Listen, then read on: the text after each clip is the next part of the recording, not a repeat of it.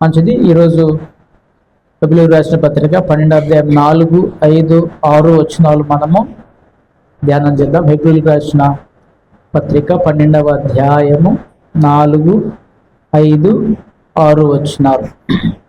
దీనికి లేఖనం తెలియజేస్తున్నది, మనము పోరాటములో ఉన్నాం. దేనిలో ఉన్నాం?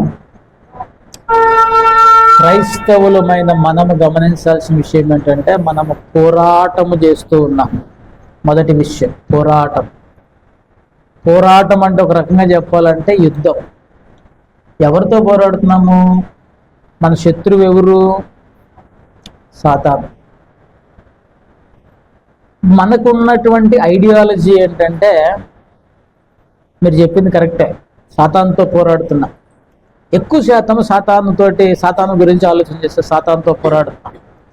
రెండవది, మనం ఎక్కువ ఎవరితో పోరాడుతాము అని అంటే, మనకి ఎవరైతే శత్రువులుగా ఉంటారో, లేకపోతే మనల్ని ఎవరైతే ద్వేషిస్తూ ఉంటారో, మనల్ని ఎవరైతే మంచివారముగా కాదు అని భావిస్తూ ఉంటారో, మన యొక్క ఉద్దేశంలో ఈరోజు క్రైస్తవుల యొక్క ఉద్దేశంలో మనకు శత్రువు ఎవడా అంటే, ఇప్పుడు కొన్ని పార్టీలు అనుకుంటాం, కొన్ని సంస్థలు అనుకుంటాం. సంస్థలు మనకి శత్రువులు అన్నట్టు, మనం వారితో పోరాడుతున్నాం అన్నట్టు భావిస్తూ ఉంటాం. జాగ్రత్తగా మనం గమనిస్తే, ఇంకొంచెము ఎక్కువగా ఆలోచన చేస్తే సాతానుతో మనం పోరాడుతున్నాం అని చెప్పేసి అని ఆలోచన చేస్తాం. మన అపవాది వాడే, మన శత్రువు వాడే, ఓకే. కానీ ఇక్కడ మనం పోరాడుతున్నటువంటి విషయం గురించి ఏం చెప్తున్నానంటే, మనము పోరాడుతున్నటువంటిది దేనితోట? పాపముతో. మీరు పాపముతో పోరాడుటలో. దేంతో పోరాటం జరుగుతుంది మనకి? పాపముతోటి. ఏ పాపము? ఎవరి పాపంతో? ఎవరి క్రియలకు వారే ఉత్తరవాదులు. నా క్రియల ఫలం నేను అనుభవిస్తాను. నా క్రియల ఫలం ప్రతివాడు వాని క్రియల చొప్పున తీర్పు తీర్చబడతాడు. ప్రతి వానికి వాని క్రియల చొప్పున జీతం ఇస్తాను అని చెప్పేసి దేవుడు స్పష్టంగా తెలియజేస్తూ ఉన్నాడు. ఇక్కడ జాగ్రత్తగా మనం గమనించినట్లయితే, మనము పోరాడేటువంటిది పాపముతోటి. ఎవరి పాపం ఇది?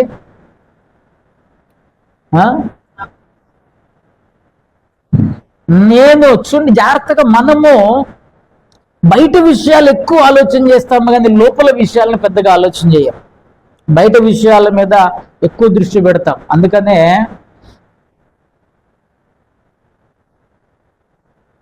బయట నుంచి వచ్చే శత్రువు గురించి ఈజీగా మనం, లోపల ఉన్న శత్రువు ఒకడు ఉన్నాడు,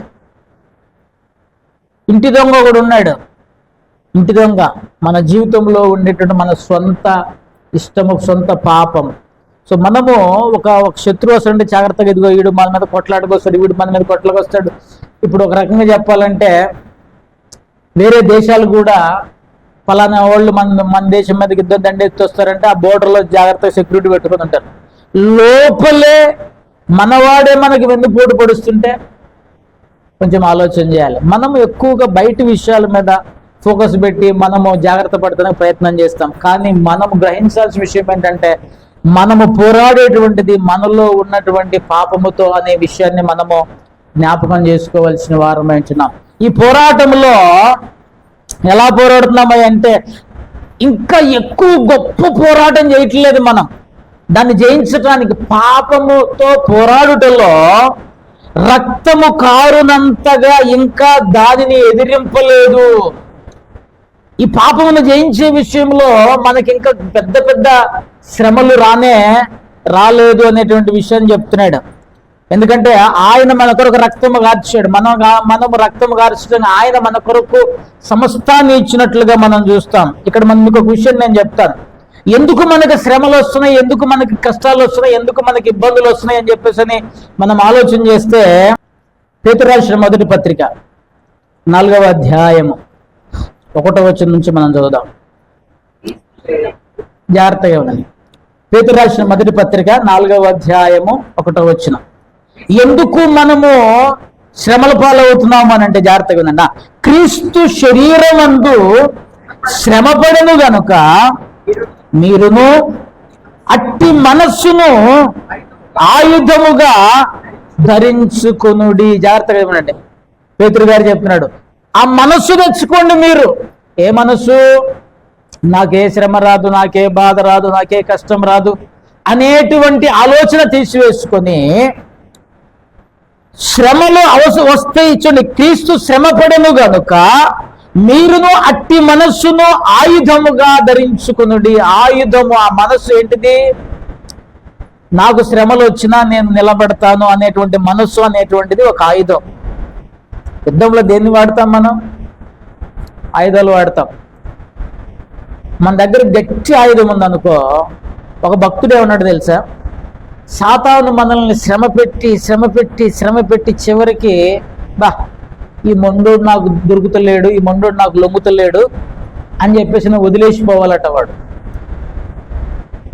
అంత బలంగా మన యొక్క మనస్సు అంత బలంగా మనం నిలబడాలి.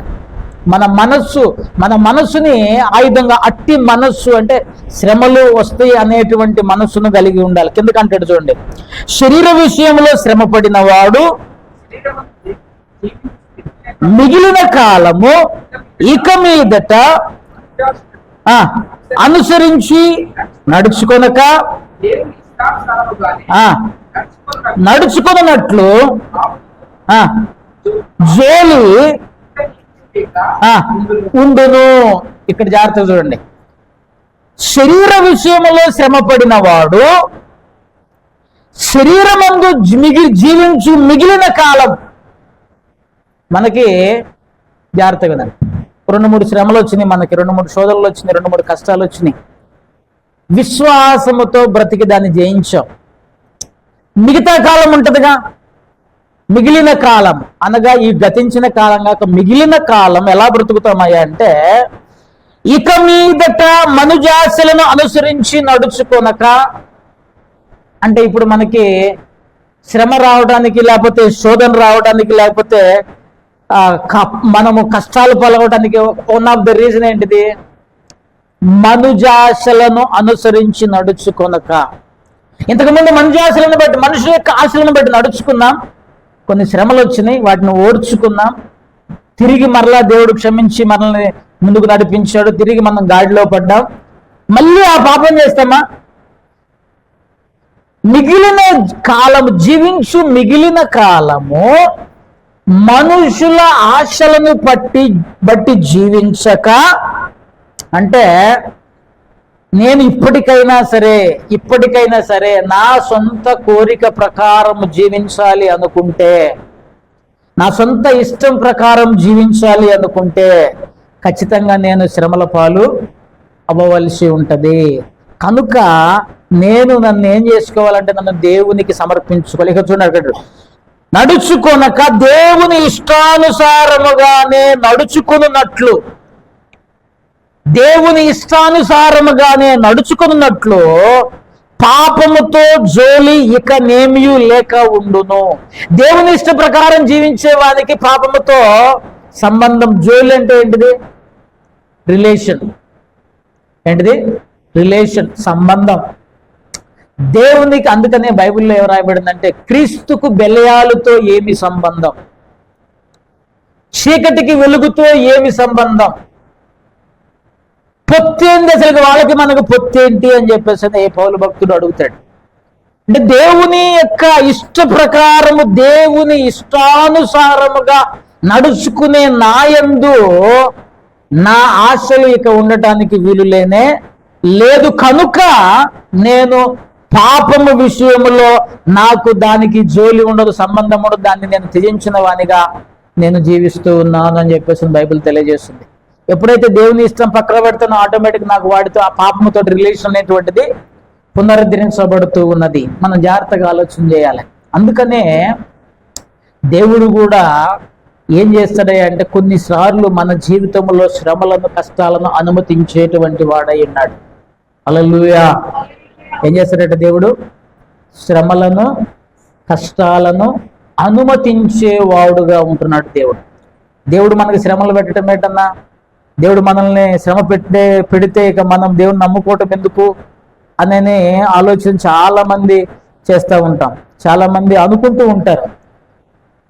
హెబ్రీయులకు రాసిన పత్రిక 5వ అధ్యాయంలో ఏం రాయబడిందంటే 12వ అధ్యాయము 5వ వచనం, 12వ అధ్యాయం క్షమించండి, హెబ్రీయులకు రాసిన పత్రిక 12వ అధ్యాయము 5వ వచనం, నా కుమారుడా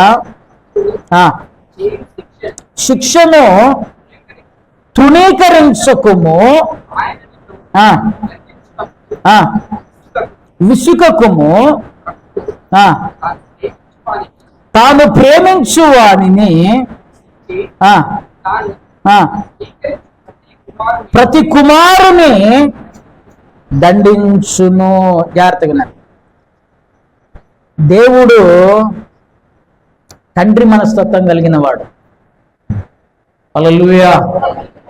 సో మొదటిగా మనం ఏం ఆలోచన చేస్తున్నామంటే మనము పోరాటం చేస్తున్నాము. దేంతో పోరాడుతున్నాము? పాపముతో పోరాడుతున్నాము.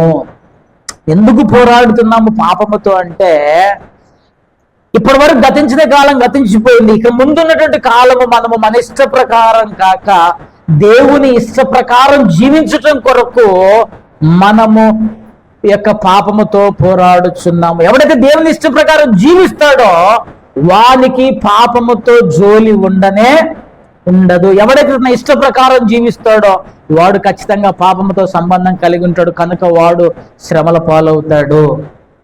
రైట్. రెండవది, ఇక్కడ మనం జాగ్రత్తగా గమనించినట్లయితే దేవుడు ఎందుకు మనల్ని శ్రమలకు అనుమతిస్తున్నాడు అని అంటే, స్పష్టంగా బైబిల్ ఏం తెలియజేస్తున్నదంటే, మనం జాగ్రత్తగా ఆలోచన చేస్తే దేవుడు తండ్రి మనస్తత్వం కలిగిన వాడు. ఎటువంటి వాడు? తండ్రి మనస్తత్వం కలిగిన వాడు. ఎక్కడున్నా మీలో మీ పిల్లలు ఎవరైనా చెడిపోతా ఉంటే చూస్తా ఊరుకుంటారా? ఎవరైనా మీ పిల్లలు చెడు మార్గంలోనికి వెళితే చూస్తూ ఊరుకుంటారా? ఊరుకోరు. ఎందుకు ఊరుకోరు?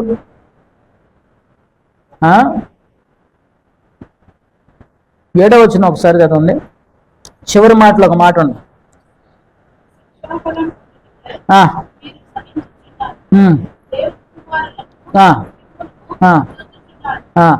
తండ్రి శిక్షింపని కుమారుడు ఎవడు? ఇక్కడ ఒక ప్రశ్న ఉంది. ఎక్కడున్నటువంటి తల్లిదండ్రులు ఎవరైనా మీ పిల్లల్ని ఒక్క దెబ్బ కూడా కొట్టకుండా చూసుకున్నారా? ఎందుకు కొట్టారు? చచ్చిపోవాలని కొట్టారా? వాడి మీద ప్రేమ లేక కొట్టారా? ఎందుకు పుట్టేవరా అని కొట్టారా? ఇప్పుడు ఎందుకు కొట్టారు? వాడు తప్పు మంచి చేసినా కూడా కొడతారు. ఎవరన్నా మంచి చేస్తే వాడని కొడతాడా? ఎవ్వరు కొట్టరు. మంచి చేస్తే మెచ్చుకుంటారు. 99 మార్కులు వచ్చినాయి, కొడతారు ఎవరన్నా? దుమ్మా కొట్టి 0 మార్కులు వచ్చినాయి, మంచిగా బుద్ధిగా ఈ వాడలో మంచి పేరు తెచ్చుకుంటున్నాడు, కొడతారా? ప్రతిరోజు ఎవడో ఒకటితో అల్లరి చేసి గొడవ పెట్టుకున్న చింటి మీద లొల్లి తీసుకొస్తున్నాడు, ఏం చేస్తారు? ఖచ్చితంగా కొడతారు. తండ్రి శిక్షింపని కుమారుడు ఎవరు అని చెప్పేసి బైబిల్ స్పష్టంగా ప్రశ్నిస్తున్నది. ఎందుకు కొడుతున్నాం మనము? బెత్తము వాడని కుమారుడు తండ్రికి విరోధి అవుతాడు. గుర్తుపెట్టుకోండి. ఈ రోజుల్లో, ఆ రోజుల్లో స్కూల్ అంటే సార్లు టీచర్స్ భయంకరంగా కొట్టేవాళ్ళు. హోంవర్క్ చెయ్యకపోతే ఆ రోజు ఇక ఉండేదిగా సువ్వలు తీసి, తల్లిదండ్రులు కూడా అడగలే అప్పుడు. అందుకని ప్రతి ఓడు బాగా చదువుకున్నాడు. ఈ రోజుల్లో కొడటానికి వీల్లేదు, దెబ్బ కొట్టడానికి వీల్లేదు, చిన్న మాట అంటానికి వీల్లేదు. అందుకని ప్రతి సగం మంది తాళ్ళు తయారవుతున్నారు. తాళ్ళు. నిజంగా గుర్తుపెట్టుకోండి, మనం మీ పిల్లల్ని మీరు నిజంగా ప్రేమిస్తే ఖచ్చితంగా వాళ్ళని దండించాలి. తప్పు చేసినప్పుడు తప్పు చేయనప్పుడు కాదు. చెడు మార్గంలో ఉన్నప్పుడు ఖచ్చితంగా వారిని దండించాలి. ఎప్పుడు వాడు చెడు మార్గంలోనికి వెళ్తాడు? భయం లేనప్పుడు. ఎప్పుడు వెళ్తాడు? భయం లేనప్పుడు. ఎవరేం చేయరు నన్ను, మా నాయన ఏం చేయలేడు, మా అమ్మ ఏం చేయదు నన్ను అనే భయం లేనప్పుడు వాడు చెడు మార్గాన్ని అనుసరించడానికి ఆస్కారం ఉంటుంది. భయం ఉన్నవాడు చేస్తాడా? ఖచ్చితంగా చేయడు. ఇక్కడ జాగ్రత్తగా తండ్రి అంటే ఇక్కడ యేసుక్రీస్తు ప్రభువారు మనకి తండ్రి. అదే తండ్రి నిన్ను నన్ను ఎందుకు శిక్షిస్తున్నాడు? నువ్వు నేను నశించిపోవాలనా? నువ్వు నేను పాడైపోవాలనా? నువ్వు నేను మనం అంటే ఆయనకి ఇష్టం లేక శిక్షిస్తున్నాడా? కాదు ప్రేమికులారా, గుర్తుపెట్టుకోవాలి. మనము సరి అయిన మార్గములో నడవాలి అని, సరి అయిన విధానములో జీవించాలని, సరిగా ప్రభు యొక్క మార్గములో, ప్రభు యొక్క శిక్షలో మనం పెరగాలి అని. కిందకంటాడు చూడండి, దేవుడు మిమ్మును తన కుమారులనుగా చూచుచున్నాడు. ఎలా చూస్తున్నాడు దేవుడు మనల్ని?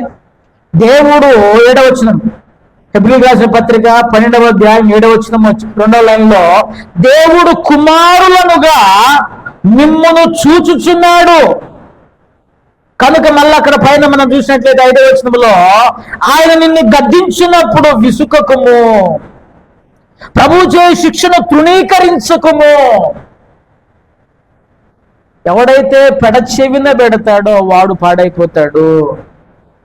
ఎవరైతే తండ్రి మాట, యేసు మాట వినక పెడచెవిని పెడతాడో వాడు పాడైపోతాడు. ఖచ్చితంగా చెప్తున్నా, తల్లిదండ్రుల మాట విని లోబడి విధేయత చూపేవాడు ఖచ్చితంగా ఆశీర్వదించబడతాడు. చూడండి, అందుకని అంటున్నాడు, నిన్ను గద్దించినప్పుడు, నిన్ను శిక్షించినప్పుడు, నిన్ను సరిచేయనప్పుడు, నిన్ను సరైన క్రమంలో మార్గంలో ఆయన నిన్ను తీసుకుని వస్తున్నప్పుడు నువ్వేం చేయకూడదయా? విసుకకూడదు.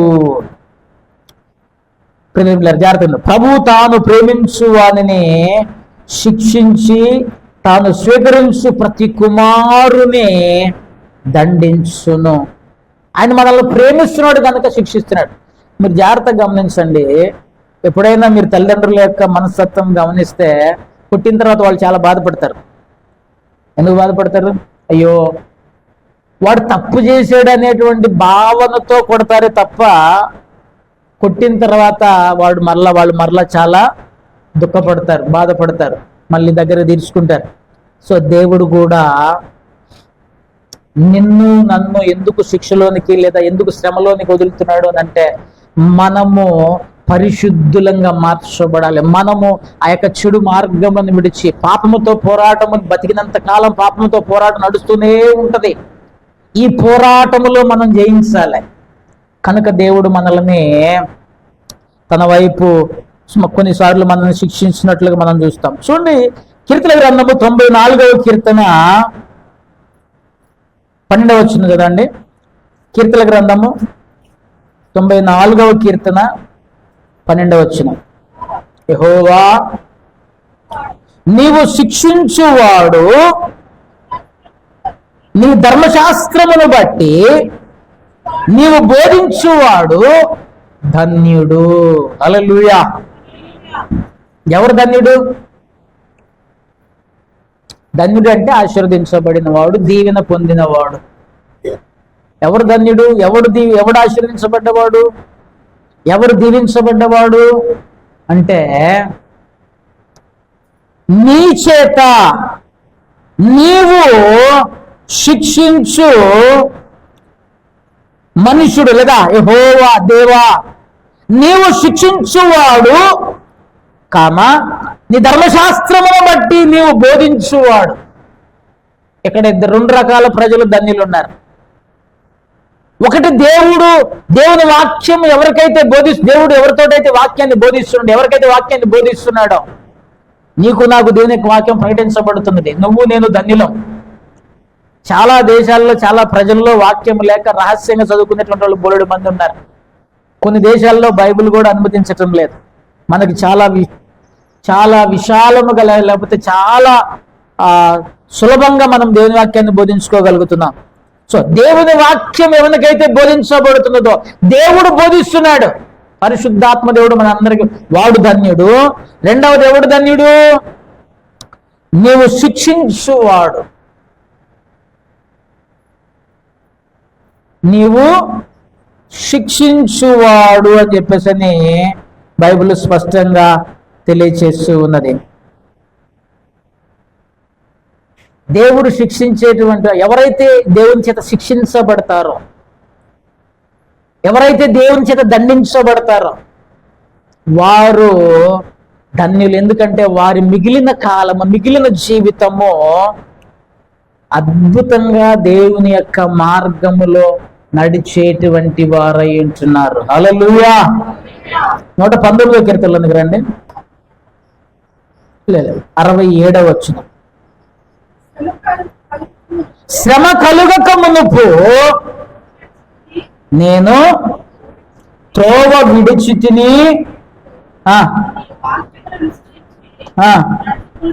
నడుచుకొనుచున్నాను. ఇంతకుముందు ఎట్లున్నాడట? ఆ ముందు ఎట్టున్నాడు? శ్రమ కలగక ముందు ఎట్టున్నాడు? త్రోవ విడిచాడు. ఎట్టున్నాడు?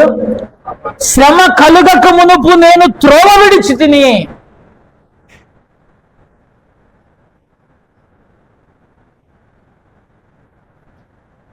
కర్ర ఉంటేనే గొర్రె మాట వింటది, అర్థమవుతుంది. లేకపోతే ఏం చేస్తుంది? కాపరి దగ్గర కర్ర ఉండదా? నీ దుడ్డు కర్రయు నీ దండమును. దుడ్డు కర్ర ఎందుకు? కర్రతో ఏం చేస్తాడు గొర్రెని? అది తప్పిపోకుండా, అది జారిపోకుండా, దానికి ఆ కర్ర మీరు జాగ్రత్తగా గమనించినట్లయితే వాళ్ళ దగ్గర చాలా రకరకాల వస్తువులు ఉంటాయి. కర్రకి చివర గొడవలు ఉంటుంది. మీరు అబ్జర్వ్ చేస్తే కర్రకి చివర గొడవలు ఉంటుంది. దాంతో చెట్లను వంచుతారు, ఆహారం పెడతారు వాటికి, దానితోటి వాటిని క్రమంలో తీసుకొస్తారు. అన్ని పోతున్నాయి, ఒకటి పోతలేవు. కర్రతోటి ఇట్లా పట్టంలో ఆటోమేటిక్గా లైన్లోకి వచ్చేస్తాయి. ఇక్కడ జాగ్రత్తగా గమనించండి. శ్రమ కలుగక మునుపు నేను త్రోవ విడిచి తిని. శ్రమలు వచ్చిన తర్వాత ఇప్పుడు నీ వాక్యమును అనుసరించి నడుచుకొనుచున్నాను. అంటే ఇప్పుడు శ్రమ రాకపోతే అబ్బే, కష్టాలలో చాలా మంది దేవుణ్ణి అనుసరిస్తారు, కష్టాలలో చాలా మంది దేవుణ్ణి వెంబడిస్తారు. నిన్న నేను వరంగల్ పోయాను. వరంగల్ పోతే వరంగల్లో ఒక చర్చి డెడికేషన్ ఉండే. ఆ చర్చి డెడికేషన్లో మొత్తం మాట్లాడుతూ వాక్యం ట్రాన్స్లేషన్ అంతా జరుగుతుంది. అంతా అయిపోయిన తర్వాత ఒక సిస్టర్, ఒక చిన్న పాప ఉంది. ఆ పాప పేరు ఏంజల్. ఏం పేరు? ఏంజల్. మంచి చక్కగా తెల్లగా ఎర్రగా ఉంది. చిన్నపిల్లలు చూస్తే ఎట్లుంటుంది? బుద్ధి ఉంటుంది కదా. చక్కగా తీసుకోవడానికి పోతే వాళ్ళ అమ్మ అక్కడ దగ్గరలోనే ఉంది. అయ్యా ప్రార్థన చేయండి. ఏమ్మా? 17 సంవత్సరాల తర్వాత ఈ పాప పుట్టింది. దేవుని నమ్ముకున్నాక 17 సంవత్సరాలు పిల్లలు లేరు. దేవుని నమ్మినాము, పిల్లలు దేవుడు ఇచ్చాడు. వాళ్ళక అంటే ఎంతో శ్రమ అనుభవించారు, ఎంత కష్టం అనుభవించారు. కానీ ఈరోజు దేవుడు వారిని ఒక క్రమంలోనే తీసుకొచ్చిన తర్వాత ఆ అమ్మాయి అసలు ఎంతో అద్భుతంగా సంతోషంగా చెప్తారు. అప్పుడు మేము ఎట్టంటే అట్లుంటే దేవుని దగ్గరికి వచ్చిన తర్వాత ఆశీర్వదించబడ్డాం. హల్లెలూయా. మన దేవుడు మనలను, అంటే మన దేవుని యొక్క ఉద్దేశం ఏంటంటే తండ్రి మనస్తత్వం కలిగిన వాడు అటు దీవిస్తాడు, ఇటు తప్పును సరిచేస్తాడు. రెండూ చేస్తాడు. ఒకటే చేసేటువంటి వాడు అటు దీవిస్తాడు, ఇటు తప్పుని సరిచేసేటువంటి వానిగా ఉంటాడు. శ్రమ కలుగక మునుపు నేను నా గురించి ఒక మాట చెప్తా. డిగ్రీ ఆ టైంలో చాలాసార్లు దేవుడి గురించి తెలుసు నాకు. డిగ్రీ చదువుతూ ఉన్నప్పుడు సడన్గా విపరీతమైనటువంటి నొప్పి, కడుపులో నొప్పి విపరీతంగా వచ్చింది. అప్పుడు మా నాన్నోళ్ళు నన్ను తీసుకుపోయి చిలకలూరుపేట హాస్పిటల్లో జాయిన్ చేశారు. అప్పుడే కొత్తగా స్కానింగ్ అనేటువంటిది వచ్చింది. కిడ్నీలు స్కానింగ్ చేస్తున్నారు. నొప్పి విపరీతంగా వస్తుంది, ఏం అర్థం కావట్లే. ఇక నన్ను తీసుకుపోయి హాస్పిటల్లో కూర్చోబెట్టారు. మంచిగా ఆయన అన్నాడు, నువ్వు 2 లీటర్ల నీళ్ళు తాగి రావాలి స్కానింగ్ అన్నాడు. ఇది ఎక్కడి బాధనాయా బాబు, ఇటు పక్క నొత్తంది, నీళ్లు బాటిల్ ఆ నీళ్ళు తాగితేనే అప్పుడున్నటువంటి టెక్నాలజీ ప్రకారం అదే బెస్ట్ టెక్నాలజీ. ఇక తాగా పోయి స్కానింగ్ పోయి వచ్చాము, చూసుకున్నాము, స్కానింగ్ తీశారు, 2 రాళ్ళు ఉన్నాయి,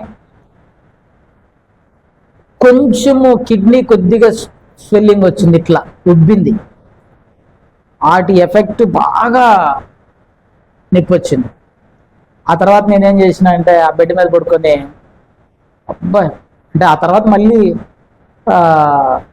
కొన్ని రోజులు ఆ బెడ్ మీద పడుకున్నప్పుడు ఏం చేశాను తెలుసా, అబ్బా ప్రభువా నాకు ఈ నొప్పి ఈ రోగం తీసేస్తే ప్రభువా ఇక నేను నిన్ను నమ్ముకుంటా ప్రభువా అని తీర్మానం చేసిన. కొన్ని రోజులు మంచిగానే ఉన్నా, తర్వాత మళ్ళీ యవ్వన ప్రాయం కదా లోకంలో కలిసిపోయా. ఆ తర్వాత ఫైనల్ ఇయర్లో దేవుడు రియల్గానే పట్టుకున్నాడు.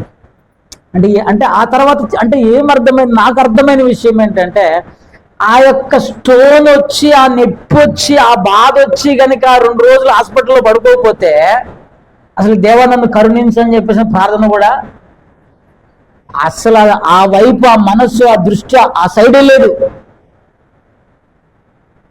కనుక ప్రియని బిడ్డలారా, మన జీవితంలో జాగ్రత్తగా మనం ఆలోచన చేయవలసిన వారు. శ్రమలు కొన్నిసార్లు మనకు మేలు చేస్తాయి, కష్టాలు కొన్నిసార్లు మనకు మేలు చేస్తాయి, కష్టాలు మనల్ని కొన్నిసార్లు దేవుని యొక్క మార్గంలో నడిపిస్తాయి. ఇప్పుడైతే నేను నీ యొక్క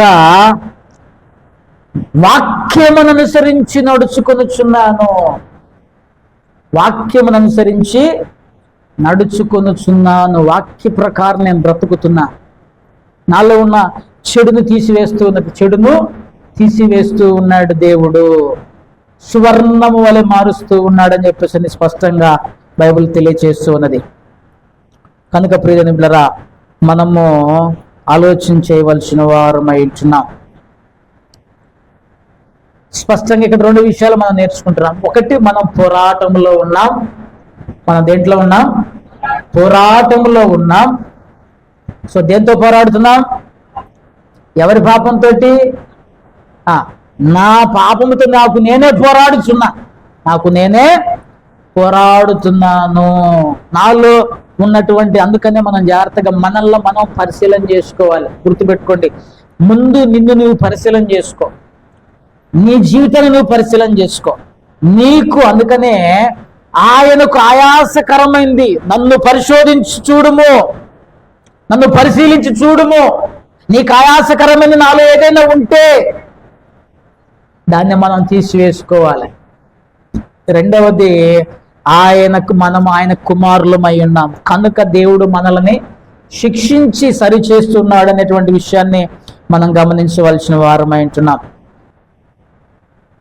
దేవుని యొక్క వాక్యం, దేవుడు మనల్ని, దేవుని మాట, నా కుమారుడా, సింపుల్ గా చెప్పారు, నాయనా నా మాట విను, నా వాక్యము విను, నా యొక్క బోధకు లోబడు, అప్పుడు నువ్వు మంచిగా బ్రతుకుతావు, చెడులోనికి పోవు, తప్పులోనికి పోవు, పాపములోనికి పోవు, చెడులోనికి పోవు, చెడ్డ క్రియలు చెయ్యవు. కనుక నా మాట ఆలకించుము అని చెప్పేసి స్పష్టంగా దేవుడు మనల్ని కోరుతున్నాడు. ఆయన గద్దిస్తున్నాడు. ఇక్కడ మీరు కొంచెం కిందకి చదివినట్లయితే 10వ వచనం చదివినట్లయితే, లేకపోతే 9వ వచనం, నరులకు నీ యవ్వన బలమును, క్రూరులకు నీ జీవిత కాలమును ఇచ్చివేతువు, నీ ఆస్తి వలన పరులు తృప్తి పొందుదురు, నీ కష్టార్జితము అన్యుల ఇల్లు చేరును, తుదకు నీ మాంసమును నీ శరీరమును క్షీణించినప్పుడు. ఆగండి, ఎందుకు ఈ శ్రమలన్నీ వానికి వచ్చినాయి? ఇది ప్రశ్న. వాడు క్రూరులకు తన జీవిత కాలం ఇచ్చే, క్రూరులకు అప్పగించబడతాడు, ఆస్తి ఇతరులకు పరులకు చెందుతుంది, కష్టార్జితము అన్యుల ఇంటికి పోతుంది, వాని మాంసము వాని శరీరము కూడా క్షీణించిపోతున్నాయి. క్షీణించున్నప్పుడు. ఎందుకు? అయ్యో ఉపదేశము నేనెట్లు త్రోసివేసి తిని. ఏం తోసేసాడట? ఎవరి ఉపదేశం తోసివేశాడు? దేవుని యొక్క ఉపదేశము, తండ్రి యొక్క ఉపదేశము త్రోసివేశాడు. పైన చెప్పిన నా కుమారుడా నా ఉపదేశం అంగీకరించు, నా కుమారుడా నా యొక్క మాటలు అంగీకరించి చెవిని పెట్టు, నేను నిన్ను గద్దిస్తున్నా అనుకో, మాకు నా మాటలు నీ హృదయంలో ఉండనివ్వు, అవి నీకు మేలు చేస్తాయి అని చెప్తున్నాడు. ఎవడైతే ఆ మాటలు ఆ ఉపదేశము తృణీకరిస్తాడో వాని బతికి ఎట్లా ఉంటుందో కూడా ఇక్కడ వెంటనే కింద రాశాడు. వాడి శరీరం క్షీణిస్తుంది, వాని మాంసము క్షీణిస్తుంది, వాని ఆస్తి అన్నిల పాలవుతుంది, వాని ఇల్లు పరుల పాలైపోతుంది, వాడు క్రూరమైన జనానికి అప్పగించబడతాడు. ఇన్ని శ్రమలు ఎందుకు వస్తున్నాయి అంటే దేవుడు ఇట్లాంటి శ్రమలు పెట్టడు. దేవుడు ఇట్లా వేడి చేసి వంచటానికి పెడతాడు. ఇవి మన బ్రతుకును మన సొంతంగా తెచ్చుకునేటువంటి కింద. నేను ఎట్లు త్రోసివేసి తిని నా హృదయంలో గద్దింపునెట్లు తృణీకరించను. గద్దింపును అంటే ఏంటిది? తృణీకరించడం అంటే ట్రాన్స్ఫార్మర్ దగ్గర అపాయము అని రాసి ఉంటుంది. అపాయం అని రాసి ఉంటుంది. అపాయం ఏంట్రా అని చెప్పేసి పోయి పట్టుకో. హెచ్చరిక అని బోర్డులు ఉంటాయి. నాకు హెచ్చరించేటువంటి వాళ్ళు మీరు అని పట్టుకోండి, ట్రాన్స్ఫార్మర్ పట్టుకోండి. తృణీకరించడం అంటే తిరస్కరించడం. నువ్వు నాకు చెప్పేది ఏంటండి? నా ఇష్టం. నా హృదయము గద్దింపునెట్లు తృణీకరించను. ఎక్కడ జరిగింది తృణీకరణ? హృదయములో. ఎక్కడ జరిగింది? హృదయములో గద్దింపును తృణీకరించిందట. నా బోధకుల మాట నేను వినకపోతిని, నా ఉపదేశకులకు నేను చెవి యొగ్గలేదు కనుక పైనటువంటి శ్రమలన్నీ నాకు సంభవించినవి. నేను ముగిస్తున్నా. ప్రియదేవుని బిడ్డ, మన దేవుడు మనకు తండ్రి అయి ఉన్నాడు. హల్లెలూయా. ఏమై ఉన్నాడు? యేసుక్రీస్తు ప్రభు వారి గురించి బైబిల్ తెలియజేస్తుంది.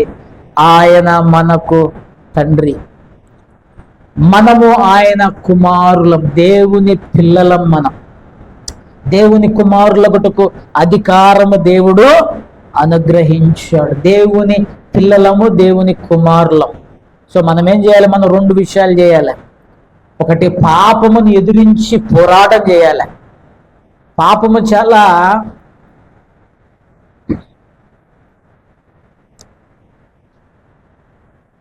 తేనెగారును అని రాయబడింది పాపం గురించి. ఎట్లుంటదట? తేనెగారును. తేనెగారును అంటే బా తీయని మాటలు.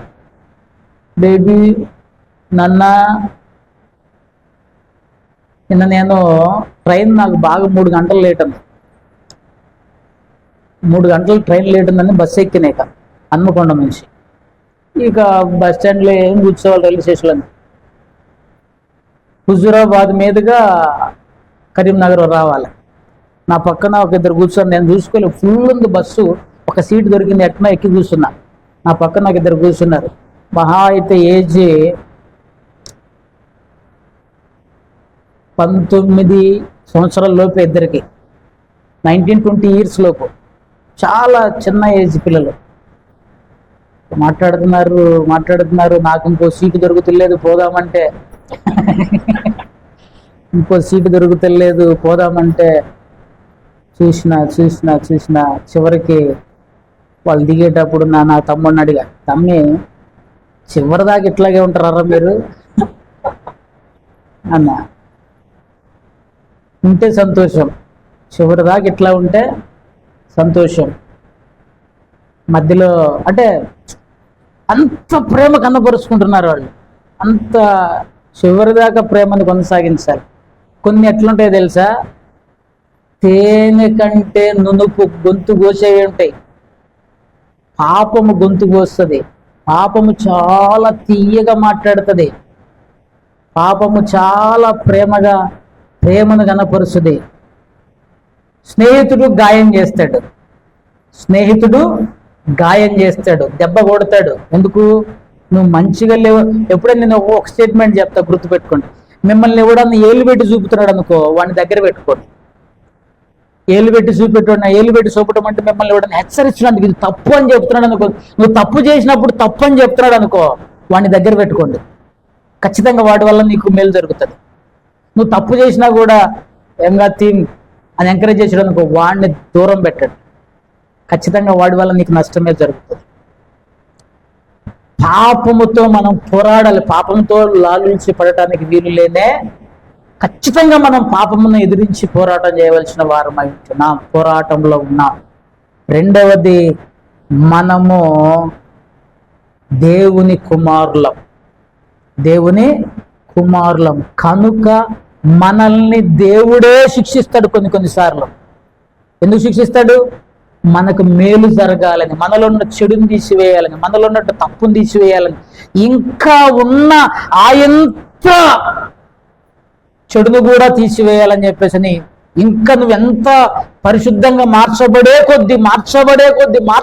కొద్దీ ఇంకా మలుస్తూనే ఉంటాడు.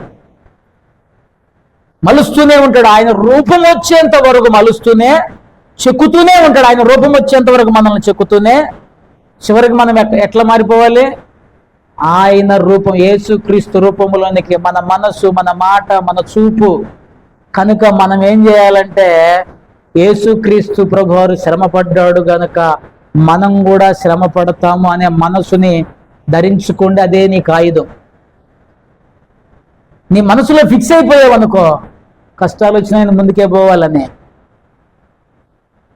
ఏమవుతుంది? నేనేమనుకుంటాను తెలుసు, ఎప్పుడు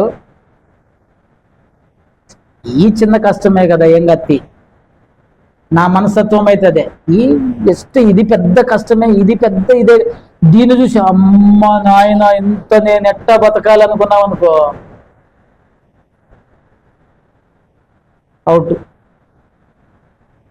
పొద్దున్నే చూసిన ఒక ఆయన పాపం రాజీనగర్ అటు ఎవరు స్థలం కొన్నాడు, కొద్దిగా అప్పు చేసాడు, భార్యాభర్తల మధ్య గొడవ అయింది, తెల్లారిపాటి గురి పెట్టుకుని చచ్చిపోయాడు. ఈరోజు వేటి న్యూస్లో చూశాను నేనైతే ఏం చేసేవాడిని తెలుసా? ఆ స్థలం అమ్మేసి అప్పు కట్టేవాడిని. చచ్చిపోతే ఏమవుతుంది? స్థలం కొన్నాము, ఉంది కదా ప్రాపర్టీ, అమ్మి అప్పు కట్టి ఉన్న మిగిలిన ఉన్న డబ్బులతోటి ఇంకోటి ఏదో బతుకు. అంటే ఎప్పుడు కూడా యేసు వైపు చూడండి. యేసు వైపు చూస్తే మనకు శ్రమలు వస్తాయి అనేటువంటి మనసు మన మైండ్లో ఉందనుకో, ఫిక్స్ అయిపోయి ఉన్నాం అనుకో, ఇక మనకి ఏమొచ్చినా కూడా పక్కకే, అది పెద్ద లెక్కేం కాదు. కానీ గుర్తుపెట్టుకోండి, ఆయన మిమ్మల్ని స్థిరపరుస్తాడు. కొద్ది కాలం శ్రమపడిన పేదట ఆయనే మిమ్మను స్థిరపరచి బలపరుచి మహిమపరుస్తాడని రాయబడి. కనుక యేసు మన తండ్రి. ఆయన కొడుకుల్ని, ఇప్పుడు నా కొడుకుని ఎంత కొట్టినా కూడా వాడిని వదిలేస్తాను నేను. బిడ్డలారా, మనం తండ్రి మనల్ని ప్రేమిస్తాడు, శిక్షిస్తాడు, అలాగే సరిచేస్తాడు, అలాగే ఆశీర్వాదం కూడా ఇస్తాడు. కనుక నువ్వు అన్నిటికీ సిద్ధపడి నీ మైండ్స్ రెడీగా ఉంటే నువ్వు దీవించబడతావు. కృంగిపోవద్దు, బాధపడొద్దు, అలక్ష్యముగా ఉండొద్దు. ఖచ్చితంగా దేవుడు నీ పక్షంగా, ఒక తండ్రి ఎట్లయితే చేరదీస్తాడో అలాగే దేవుడు కూడా మనల్ని చేరదీసేటువంటి వాడు. దేవుడు మిమ్మల్ని దీవించునుగాక.